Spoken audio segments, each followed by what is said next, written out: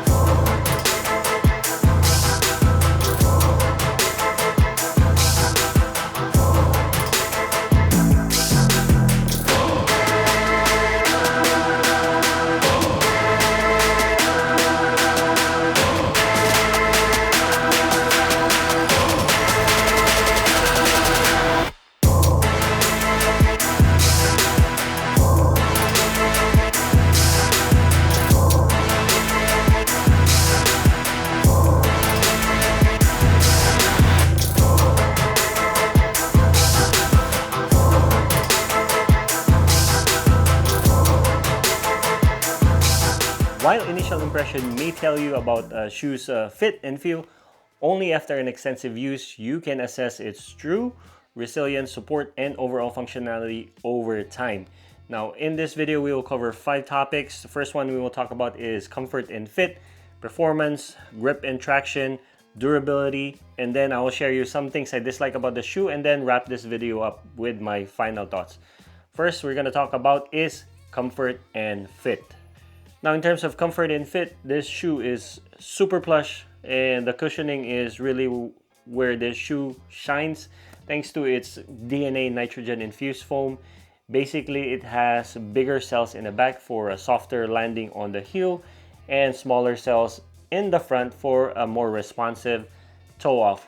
Now in terms of the upper, I think that this shoe is not too snug for narrow medium high arch feet like myself, and I think the upper is very breathable with this engineered mesh. It's great for long runs. I have no issues in terms of breathability for this shoe. And in terms of fit, I think this shoe is perfect. It has ample amount of space in the toe box. You can even try this on if you have a wide feet. But for me, I have a narrow, medium to high arch, and this is perfect for me. Now, the next thing we're going to talk about is performance. I think this shoe is performing really well even after putting 100 miles on this shoe. First thing I notice is the glide rocker design. I think it's transitioning really well. It has a smooth toe off. I have no issues on that. Another thing that I like about the performance of this shoe is the excellent shock absorption, and I think it's perfect for long distance run. Initially, I have to do 20 miles to break it in, but after that the softness has not changed ever since. I think it's still plush until now, and one key factor why this shoe remains the same is because I have a solid shoe rotation, and that helps in the longevity of the shoe. It gives time for the foam to decompress and basically helps you in prolonging the life of your shoe. Another thing that adds to the performance of the shoe is the stability. I think the heel counter and the wide landing area of this shoe gives this shoe an excellent stable ride. Now despite being high off the ground because of the super high stack, I think this shoe is super stable. It gives you that lateral and longitudinal stability. This is not even carbon plated, and you can see I cannot even bend this shoe. So stability wise, awesome. The next thing is the grip and traction. I think this shoe is solid. It has a good grip on dry and wet pavement, considering that it has minimal reinforced rubber in the bottom and a lot more exposed foam. I mean, I think Brooks really have to think through this in terms of what material they're gonna use and where they're gonna place those rubber. And not only that, they also have to think about the durability of the rubber. Now, for me, I have no issues on any weather condition, wet, dry, even light, compact trail, or even a little bit of light gravel. This shoe is performing really well. But obviously, this is not ideal for technical trails, but I think it handles light off-road paths.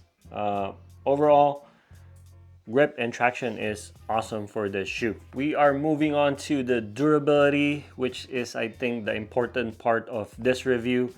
For me, first thing I look at is the outsole in gauging the durability of the shoe.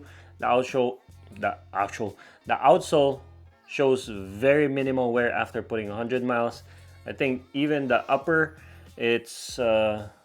material holds its shape and structure really well. And in terms of the cushioning, it retains its bounce without flattening too soon. So if you are wondering, I am a midfoot to forefoot striker, and looking at this shoe, if I look at the forefoot and midfoot area, I am seeing very minimal wear. I'm seeing some wear right in this area. And then if I look at the heel, there is slight wear right on this area. Hold on, sorry.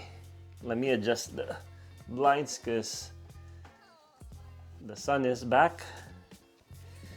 Anyway, longevity of the outsole and durability of the outsole, I think it's amazing. Brooks did an awesome job on the material they use for this reinforced rubber. I think this shoe is solid. No issues on the durability. Now, it's not all positives. There are things that I dislike about this shoe, which I discussed in my initial impression.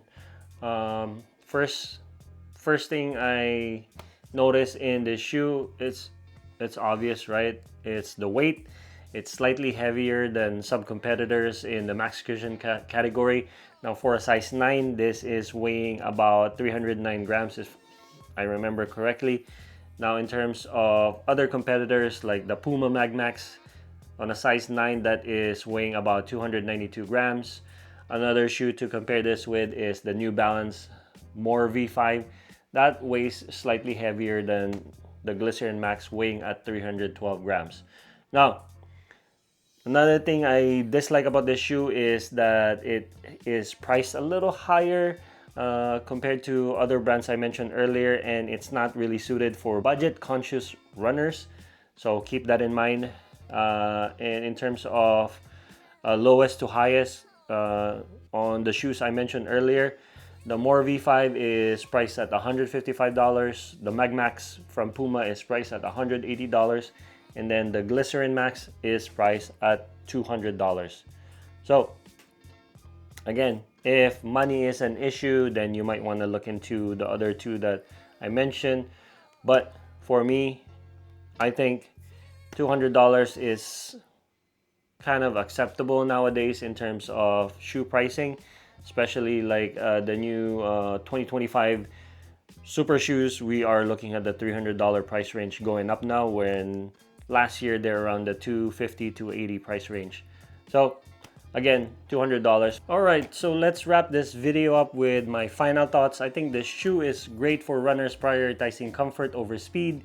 It is perfect for daily trainer or for recovery runs or easy miles and long distance runs. I think this is worth the investment if cushioning and durability is your top priority. I think Brooks came back with a bang with this Glycerin Max, and for me, honestly, this is the best colorway they made.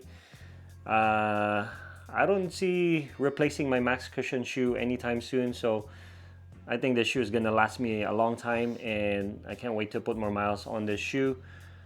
But that is it for today's video. I hope you learned something in this video, and hopefully I was able to give you some information to help you and make an informed decision in buying your next or your first Max Stack cushion shoe.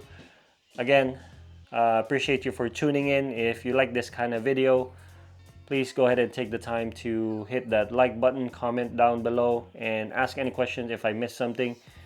If you have not subscribed, I do appreciate that small little help by hitting that subscribe button. It will help this channel a lot. And I think I'm about 6.7k subscribers at this time of recording this video. To all those who have subscribed in this channel, I truly appreciate you guys for watching and for being here. And yeah, as always, God bless, be safe on your runs out there, and I'll see you on the next video.